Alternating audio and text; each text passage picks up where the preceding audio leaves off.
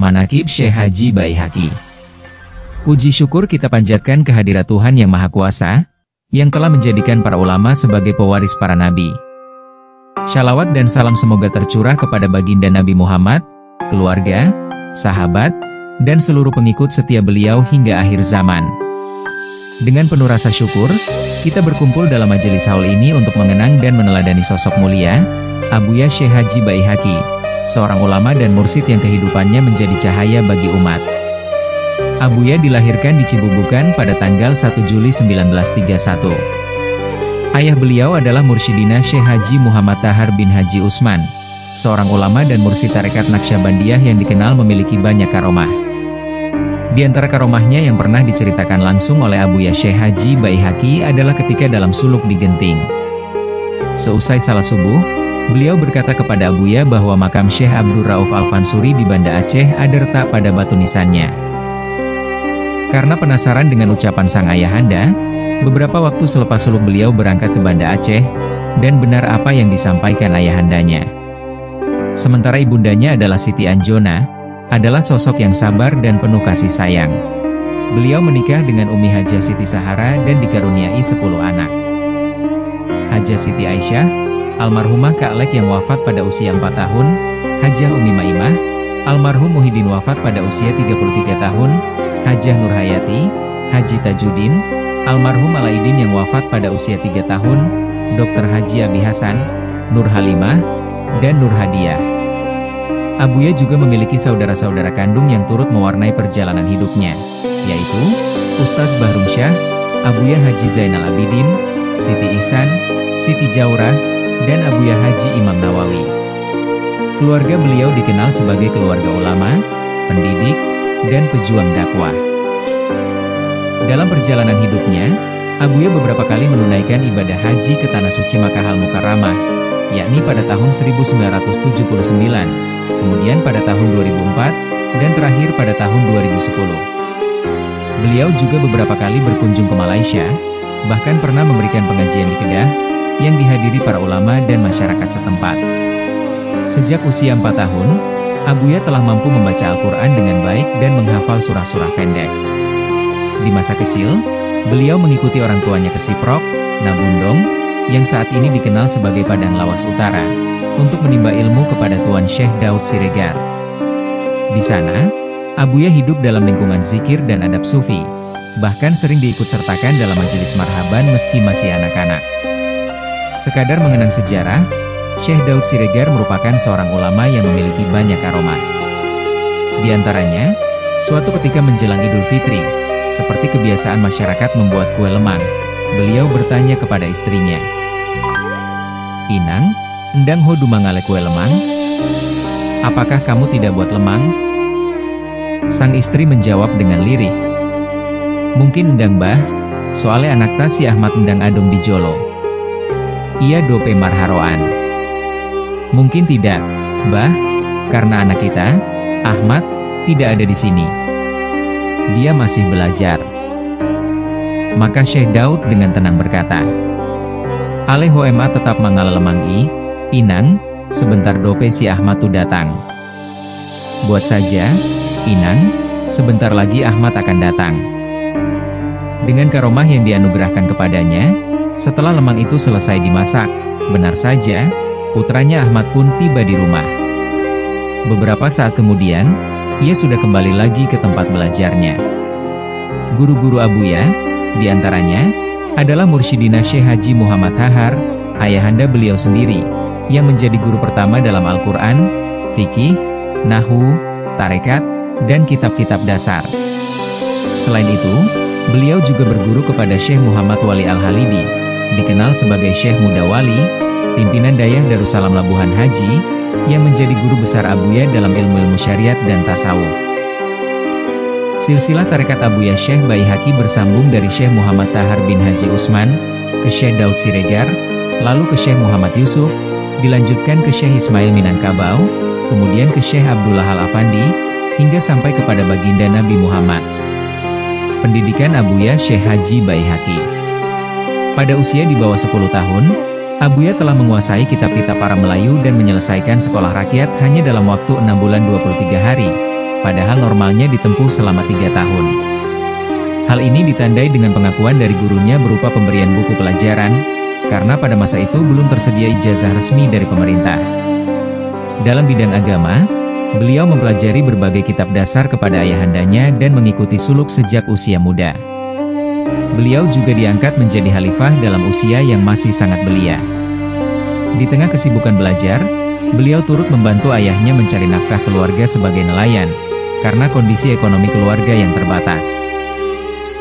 Hal ini disebabkan ayahandanya lebih banyak mencurahkan perhatian pada kegiatan sosial dan keagamaan, termasuk mengajar masyarakat. Beliau kemudian melanjutkan pendidikan ke Dayah Darussalam Labuhan Haji, di bawah asuhan Syekh Haji Muhammad Wali Al-Halidi. Selama 5 tahun, Abuya berhasil menyelesaikan pendidikan pada tingkat Bustanul Muhaqqiqin, yang sejatinya diselesaikan dalam 7 tahun. Di sana, beliau juga aktif mengikuti suluk dengan Syekh Mudawali dan diangkat sebagai salah satu khalifah beliau. Tarekat dan suluk. Pada mulanya, Abuya mengikuti suluk bersama ayahandanya di Peasi Ketang. Karena wilayah tersebut sulit dijangkau, suluk kemudian dipindahkan ke Genting, sekarang Silatong, yang berada di pinggiran Sungai Cinendang. Bahkan, sejak masih di Genting, Abuya telah merencanakan agar tempat suluk dipindahkan ke Batu Korong, walaupun saat itu masih berupa hutan dan belum memiliki akses darat. Dengan firasat dan visi jauh ke depan, beliau yakin Batu Korong akan menjadi jalur strategis, dan kini hal itu telah menjadi kenyataan. Setelah ayahandanya wafat, Abuya memimpin suluk di Batu Korong sebanyak 4 kali dalam setahun, yaitu di bulan Zulhijjah, Maulid, Syaban, dan Ramadan. Beliau menjadi mursyid yang membimbing banyak jamaah. Masyarakat dari berbagai daerah datang untuk meminta air tawajuh, dan beliau juga aktif memberikan ceramah agama di berbagai tempat. Setiap malam Kamis, beliau mengisi pengajian rutin di Pondok Pesantren Babu Salam, Batu Korong. Karomah dan keistimewaan. Selain keistimewaan ruhani, Abuya dikenal dengan sifat pribadi yang santun namun tegas. Dalam setiap pengajaran dan pergaulan, beliau menampilkan akhlak luhur yang menyejukkan. Namun, di saat yang tepat, beliau sangat tegas dalam menyampaikan kebenaran dan menjaga prinsip-prinsip agama. Kombinasi inilah yang menjadikan beliau dihormati oleh murid, tokoh masyarakat, hingga pejabat. Kelembutannya tidak pernah mengurangi kewibawaannya sebagai ulama dan mursyid. Abuya dikenal memiliki beberapa karomah yang menjadi buah bibir masyarakat. Di antaranya, beliau sering dimintai air tawajuh untuk pengobatan penyakit, dan atas izin yang kuasa banyak yang sembuh. Pandangan batin, ilmu kasab, yang dikaruniakan kepada beliau sangat kuat. Dalam banyak kesempatan, jamaah merasakan ketenangan batin luar biasa ketika mendengar zikir dan ceramah beliau. Meski tidak pernah menonjolkan kelebihan dirinya, wibawa dan cahaya ruhani beliau sangat terasa oleh siapa saja yang mendekat, dan mereka merasa kehilangan besar atas kepergian beliau. Abuya Syekh Haji Baihaqi sebagai pelopor pendidikan. Pada tahun 1984, beliau mendirikan Dayah Babu Salam di Batu Korong. Tidak berhenti di situ, beliau juga memprakarsai pendirian SMP dan SMA di Simpang Kanan, serta membuka Madrasah Ibtidaiyah di Lipat Kajang yang kini dikenal dengan nama Sekolah Agama Asyabul Yamin. Nama tersebut diambil dari lembaga pendidikan guru yang pernah mengajarinya ketika masih belajar di Darussalam Labuhan Haji. Abuya dikenal sebagai pelopor pendidikan di Aceh Singkil. Perhatian beliau terhadap pendidikan tidak hanya sebatas mendirikan lembaga, tetapi juga membangun kesadaran masyarakat akan pentingnya ilmu, akhlak, dan ketekunan. Gagasan perguruan tinggi. Pada tahun 2001, Abuya menggagas pendirian perguruan tinggi di Aceh Singkil. Beliau menghibahkan tanahnya untuk pembangunan Sekolah Tinggi Agama Islam Syekh Abdur Rauf, Staisar, dan aktif merancang pendiriannya bersama tokoh masyarakat dan pemerintah. Gagasan ini lahir dari visi besar beliau untuk mencetak generasi cerdas yang siap membela agama dan bangsa. Abuya selalu menekankan pentingnya mensarjanakan ulama dan mengulamakan sarjana. Pada masa itu, belum banyak yang berpikir bahwa untuk menduduki jabatan strategis di pemerintahan maupun bidang lain diperlukan ijazah sarjana. Namun, beliau memandang jauh ke depan, bahwa ijazah sarjana akan menjadi syarat utama di masa mendatang. Pada tahap awal perencanaan, Abuya melibatkan banyak pihak. Abi Hasan putra kandungnya, yang baru menyelesaikan pendidikan di Pulau Jawa, turut merumuskan langkah pendirian ini. Selanjutnya, beliau melibatkan pemerintah Kabupaten Aceh Singkil, yang saat itu dipimpin oleh almarhum Haji Makmur Syah Putra. Beliau juga melibatkan besannya, Haji Sunarso, untuk mempersiapkan seluruh administrasi. Bahkan, Abuya mengundang DRS Haji Burhanuddin Berkat, seorang tokoh akademisi yang saat itu bertugas di Unifa Medan, untuk ikut merumuskan langkah-langkah akademik. Andil dalam pendirian Dayah Perbatasan. Pada tahun 2008, pemerintah Aceh meluncurkan program pendirian Dayah di setiap kabupaten kota perbatasan, termasuk di Aceh Singkil, tepatnya di Kecamatan Danau Paris. Abuya Syekh Haji Baihaqi mendukung penuh program tersebut dengan menghibahkan tanah seluas 20 hektar. Dukungan ini menjadi bukti nyata kepedulian beliau terhadap dakwah, pendidikan, dan penguatan Islam di wilayah perbatasan. Slogan dan cita-cita hidup. Slogan hidup Abuya yang selalu beliau sampaikan adalah ilmu untuk diamalkan, amal untuk mencari ridhanya. Cita-cita terbesar beliau adalah wafat dalam keadaan husnul khatimah, serta melihat generasi muda tumbuh menjadi cendekiawan yang berakhlak mulia. Beliau selalu mendorong pentingnya ilmu, adab, dan ketekunan dalam belajar dan mengajar. Pada tahun 2015, tak lama setelah Idul Fitri berlalu, Abuya Syekh Haji Baihaqi jatuh sakit. Beliau sempat dibawa berobat ke Medan, dan kondisinya sempat membaik sehingga kembali pulang. Namun, tidak berselang lama, beliau kembali jatuh sakit dan kemudian dirawat di rumah sakit daerah Aceh Singkil. Kabar tentang kondisi Abuya yang tengah sakit segera tersebar ke berbagai penjuru Aceh. Gubernur Aceh saat itu, Dr. Zaini Abdullah, juga mendengar berita tersebut. Melalui utusannya, ia menyampaikan permohonan kepada pihak keluarga agar Abuya dibawa ke Banda Aceh untuk mendapatkan perawatan lebih intensif. Keluarga pun menyetujui. Gubernur kemudian mengirim pesawat khusus untuk menjemput Abuya melalui Bandara Hamzah Fansuri, Kampung Baru. Setiba di Banda Aceh, beberapa hari beliau dirawat, Gubernur Zaini Abdullah datang menjenguk. Melihat kondisi Abuya yang belum menunjukkan perubahan, Gubernur sempat menawarkan agar beliau dibawa berobat ke Singapura.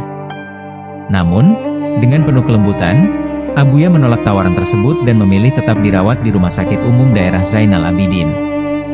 Tepat pada tanggal 24 Oktober 2015, bertepatan dengan 11 Muharram, di RSUD Zainal Abidin Banda Aceh, Abuya Syekh Baihaqi dipanggil menghadap Ilahi Rabbi dalam usia 84 tahun. Berita kepergian beliau menyebar begitu cepat ke seluruh penjuru Aceh, menembus setiap hati yang pernah disentuh oleh ilmu, nasihat, dan kasih sayangnya. Dalam hitungan waktu, suara tangis pecah dari murid-murid, jamaah, dan masyarakat yang merasa kehilangan sosok ulama pembimbing ruhani. Ketika kabar duka itu terdengar, ratusan, bahkan ribuan orang memadati kompleks Bagus Salam, tempat yang menjadi saksi perjuangan panjang beliau. Mereka datang dengan wajah penuh kesedihan, menangis pilu mengiringi kepergian sang mursyid tercinta, seakan bumi ikut berduka dan langit pun bersedih. Murid-murid beliau memeluk satu sama lain, air mata tak terbendung saat menatap jasad mulia yang pernah membimbing mereka. Jamaah yang datang dari berbagai penjuru tak hentinya melantunkan doa, zikir, dan syalawat, sebagai penghormatan terakhir bagi ulama pewaris para nabi itu. Meski jasadnya telah kembali ke pangkuan ilahi, Abuya meninggalkan warisan besar berupa ilmu, lembaga pendidikan, dan keteladanan hidup. Staisar, Dayah Babus Salam, Dayah Perbatasan Safinatus Salamah, serta sekolah-sekolah yang beliau prakarsai menjadi bukti nyata perjuangan dan pengabdian beliau untuk umat.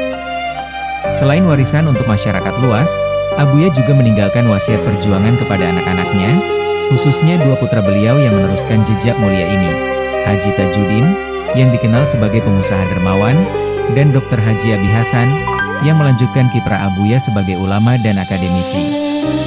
Selamat jalan guru kami, selamat jalan mursyid kami.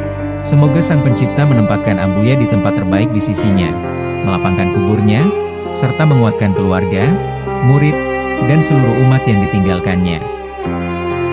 Marilah kita kenang dan teruskan perjuangan beliau, mudah-mudahan kita semua dipertemukan dengan guru kita tercinta kelak. Amin ya rabbal alamin.